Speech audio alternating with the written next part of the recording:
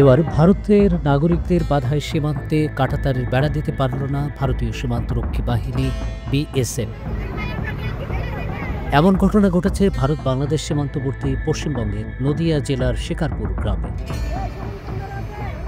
21 জানুয়ারি Shikarpur BDO office সংলগ্ন এলাকা থেকে মাথাভাঙ্গা নদীর পাড় পর্যন্ত প্রায় 1.3 কিলোমিটার এলাকায় কাঁটাতার দিতে গিয়ে গ্রামবাসীর বাধার মুখে পড়ে বিএসএফ। কাজও বন্ধ করে দিতে হয় তাদের। এ সংক্রান্ত ভিডিও রয়েছে রাজীববিডি.com-এর হাতে।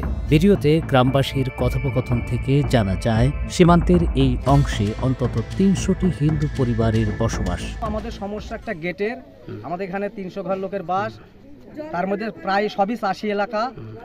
আমাদের এখানে ঠাকুর বিসর্জন, কেউ মারা গেলে আমাদের অন্য বিকল্প জায়গা কোনো নেই এখানে।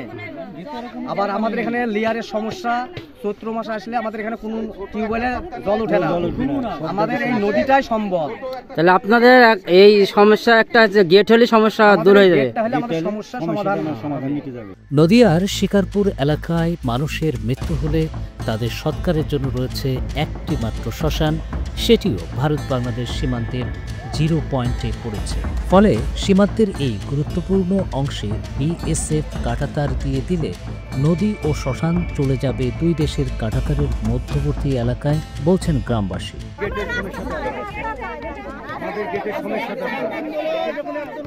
আমাদের গেটটা প্রয়োজন, তাছাড়া আমাদের টাকার কোনো প্রবলেম নেই, আমাদের গেটের প্রয়োজন, আমাদের গেট দিক নিতে হবে। এসব কারণে তারা সীমান্তের এই এলাকায় কোনোভাবেই কাঁটাতারের বেড়া চাইছেন না। তবে তারা এও দাবি করেছেন যদি কাঁটাতারের বেড়া দিতেই হয় তাহলে যেন বেড়ার সঙ্গে একটি লোহার গেটের ব্যবস্থা করে দেওয়া হয়। অবশ্য বিজেপির সঙ্গে নতুন করে আলোচনা ছাড়া সীমান্তের এই অংশে লোহার গেট রাখার বিষয়ে একক সিদ্ধান্ত নিতে পারেনি বিএসএফ। এ অবস্থায় স্থানীয় ভারতীয়দের দাবি ঊর্ধ্বতন কর্তৃপক্ষকে জানিয়েছে বিএসএফ।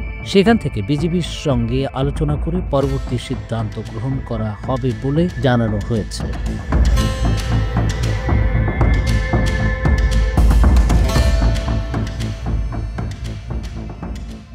কেউ না বুঝলেও আমরা আপনার প্রয়োজন বুঝি, আর তাই তো অত্যাধুনিক ফিচার সম্বলিত বিভিন্ন সাইজ আর কালারের 250-টিরও বেশি ডিজাইন অপশন নিয়ে ওয়ালটন স্মার্ট ফ্রিজ বোঝে আপনার প্রয়োজন।